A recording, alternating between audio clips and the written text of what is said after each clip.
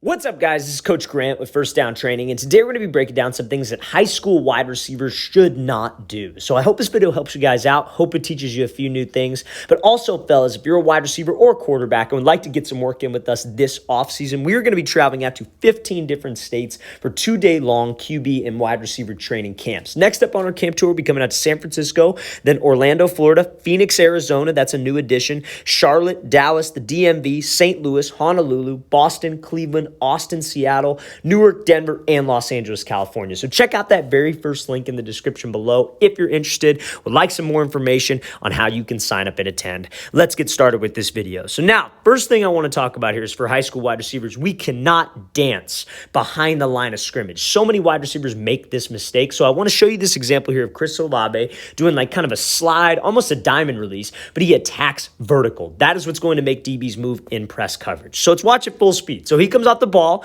gets this DB to fully open up his hips to the fade, and he's able to win on that slant route. So we're mainly going to focus on the release here. So many wide receivers, they see the different press releases. They try to do the press releases, but they're going lateral. They're always going here. Now, the problem with that is that a DB is going to be patient at the next level. I'm not trying to get you guys ready for a scrub DB. I'm trying to get you guys ready for a DB who knows what he's doing. He's been coached, and he knows what to look for. And he is going to be watching your hips, and he's not going to move if we do not force him to move. So off the line, so many guys will try to do this kind of like slide, hesitation, skip release, but instead of going forward, as you can see how he attacks off the ball, they will make this cut here. And if they have to run a slant route and get to this spot on the field, even if they get that DB to jump, he still has a better angle to recover because we're not threatening him vertical. And when you don't threaten at like a 45-degree angle or at the outside shoulder and hip of the DB, that doesn't make him think fade. When you guys are doing this slide release or when you guys are doing a diamond release where you're attacking to the outside, trying to get him to flip so we could slip under, we're trying to make this DB think fade.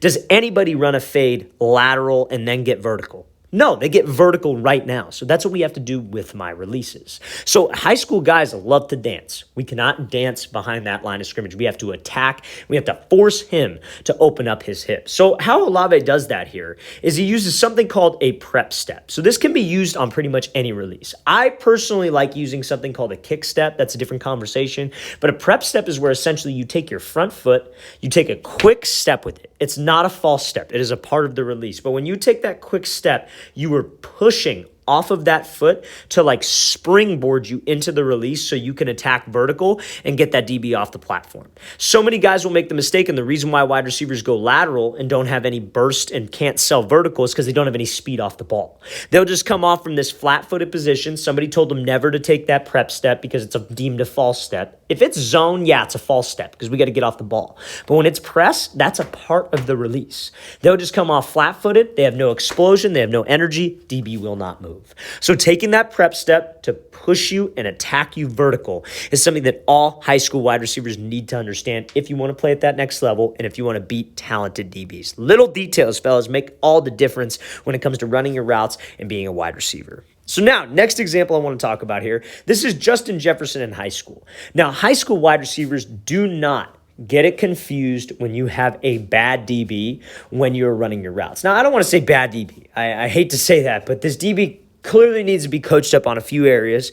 We're talking about why, but don't get it twisted that you think that you can run all these great routes just against a scrub DB. You need to understand that there are DBs out there who are very talented and sometimes will honestly keep their leverage and play to the coverage rules that they have set in place. In high school, you have some guys who just don't know what to do, and sometimes that can make my routes almost even wrong in some cases. You're trying to do the correct thing that we talk about that's going to work against a disciplined guy, and sometimes a DB's just in a bad spot at the right time. So this is an example of Justin Jefferson running a post. Now, this DB has pretty poor technique on this rep. I'm hoping this is not every rep that he runs, right? But a lot of wide receivers will get it twisted. They think that, I just ran a good route. I just dusted him, all that stuff. And yeah, that might be true.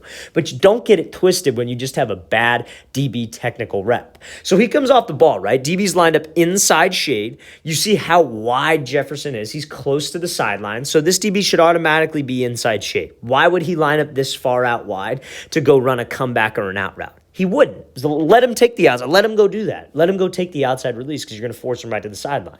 So Jefferson's running a post. So he comes off the ball, gives a move. DB doesn't move his feet. He's reaching with his hands, and we're able to take an inside release on this. So we should never be able to take an inside release on a post when I'm lined up that far wide against a disciplined DB. Because that DB is going to be inside shade and he's going to hold that leverage the entire time. He's going to try to force you all the way to that sideline. So when Jefferson does this, he takes a good inside release. Listen, he runs a good route. DB's eyes peek in the backfield a little bit right here. And again, don't get it twisted. Don't think that this is going to work against every type of DB. That's what so many high school guys do. They'll be like, well, coach, it worked against this guy. Well, good luck trying that against a guy who's a 3-star, 4-star, 5-star type recruiter. I know the stars don't matter, but that's easy for you guys to understand. And it's like, it's not going to work against those type of guys. They're too disciplined. They have too good of technique. We need to bring something extra to the table. So I show this to just tell you guys, do not get it twisted. Don't think that this is going to work against every type of DB just because you had it work against the scout team backup DB. So let's play this full speed. You guys need to be working routes and scenarios that are realistic if you want to get better at this position. So now we look at this next example here. Now this is a college wide receiver at Southern Utah, right? Southern Utah isn't even the biggest, not Southern Utah, Eastern Washington, same division. But Eastern Washington, not even the highest level of D1 college ball, but this is going to be a disciplined DB. He's playing college football, fellas. He's talented. If you're a DB-specific guy playing college football, you're probably pretty disciplined. There's a big difference. I tell you this right now, there's a big difference. I have guys come out to training sessions all the time.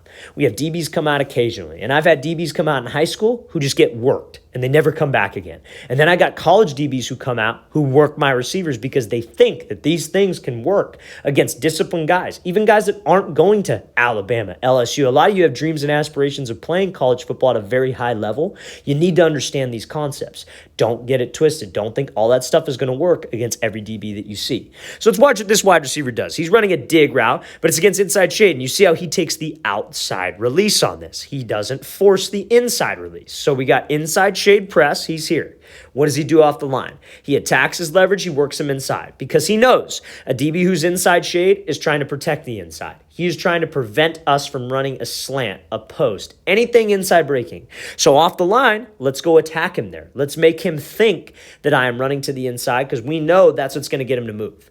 And when he moves and holds his leverage, just like any DB should do, keep his feet moving, hold that leverage, we take the outside release. We take the free release because I know in this situation that I'm going to get separation at the top of the break, not off the line. Like in that last example, if you would have tried this, like he's inside shade like so, and you try to do that split release and force an inside release, DB's going to get hands and squeeze you all the way inside, and you're going to run that post, but be on the opposite hash mark. And that is not realistic, fellas. And one-on-ones, sure, maybe it looks cool, but there ain't no other defenders out there. There ain't no other offensive players running routes either.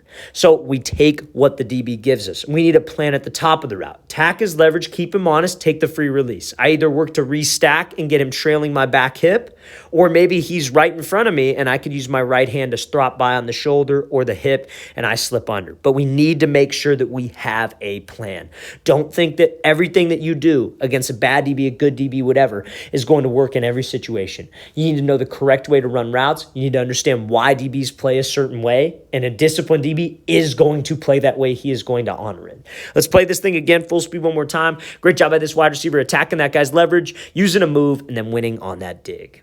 Okay, so next example I want to talk about here is wide receiver blocking. High school wide receivers are notorious for not blocking. And it pisses me off because it's an opportunity for a play on film. You know, and all these high school guys, they want to talk about, I want to go D1, I want to do this, I want to do that. But they don't put in that kind of effort every single play. Every single play is an opportunity for a highlight. And I want you guys, guys will literally come off the ball and they see pros do it too sometimes. I'm not just saying it's only high school guys. I see college guys do it. They come off the ball, the play's not going their way. They just kind of put a hand on the DB and that's it. You need to make effort plays, especially if you're in an offense that does not throw the ball that often. Maybe you don't have a good quarterback. Maybe that's just the design. And everybody asks me, well, how do I play college football if I'm in an offense like that? Block. That is the number one thing that you can do. And you could put together a minute-long highlight tape where 30 seconds of it is all blocking film. Because a college coach is going to want to see that. They want explosive athletes. So let's look at this player from this college wide receiver. These are the plays, fellas. These are the opportunities that you can make in the run game. All of that right there is strictly effort. This is not like the most technical thing in the world. It's not like he has to memorize a blocking scheme. All of this is effort. Get your feet moving, drive, and make an effort to help your running back out, to help the team out. That shows a couple things. You know how to block, you put in effort, you're 110% every play, and you're going to sell out for your team. You're a team-first guy. You're not that guy who's just lazy. I see guys all the time. They'll be blocking, then they look back in the backfield, and the running back takes off, and they're like, oh, crap. And then the DB they were trying to block makes a play. Do not be that guy. Please block. Blocking is every single play is an opportunity to make a play on film and to help the team out. That's your mindset every time. Every time there's a run play, can I make a highlight? Can I go block a safety? Can I go block a corner? Can I get involved with this play to be able to make a play on film? Okay, so now, next thing I want to address for high school wide receivers, do not train unrealistically. I personally, because there's so many dang people on the field, there's people crossing the line of scrimmage, I don't even deem this a realistic environment, let alone realistic rep, right? And now again, I'm sure all of these guys are very talented. You know, these rivals camps, like they get a lot of talent. And I'm not saying these guys aren't talented, but we are not getting better if I am not getting better at game realistic situations, right? So let's watch this route. This route takes a total of about 6 or 7 seconds, right? Makes a move outside, makes a move inside, breaks to the post, then breaks back to the corner, and then catches this ball, right? I mean, he goes up in high points, and I'm sure everybody went nuts at the camp or whatever. That's not real. Quarterback's sacked. You know, like there are times where, yeah, you might have a little bit more time on plays where it's like, okay, you know, quarterback's got max protection, 7 guys blocking for him, defense is only bringing 6. You know, we got some time back there. But for the most part, fellas, in high school especially, you're not going to get that. You know, maybe in college, maybe at the next level, you have design plays for that. But, dude, you got to get up into your routes. You need to understand how quickly the quarterback needs to get the ball out of his hands in high school because the offensive line is not the greatest. Not to knock the guys up front, but I'm just being real with you. What do you think is better, a college offensive line or a high school offensive line? Just be honest. College, 10 times out of 10 is going to be better. I don't care what college it is either. So the quarterback doesn't have that much time. You need to make sure in the offseason that you are training realistic timing routes. Don't work some fancy release because you saw it in a destroying one-on-one video. Work a release that you know is going to apply to an actual game scenario and a route that you have in your playbook. This right here, again, and I'm not knocking the receiver. You know, sometimes it just doesn't work out like this, but you got to commit to the route. You got to have a plan. You got to understand what works, and you got to make sure you keep timing. If we don't train realistically, if you're a high school guy, you will not make any gains this offseason. To get better, you have to get better at game situations. Don't get better for one-on-ones. Get better for the actual game. All right, fellas, I really want to thank you for watching. I really appreciate it. If you guys have any questions at all, don't hesitate to leave those in the comment section below. Always appreciate the feedback. Always great to hear from you guys as usual. And again, fellas, we are coming out to 15 different states this offseason for 2-day long QB and wide receiver camps. So if you guys want some more information on that, check out that very first link in the description below. We'd love to have you out. I'll see you guys next time.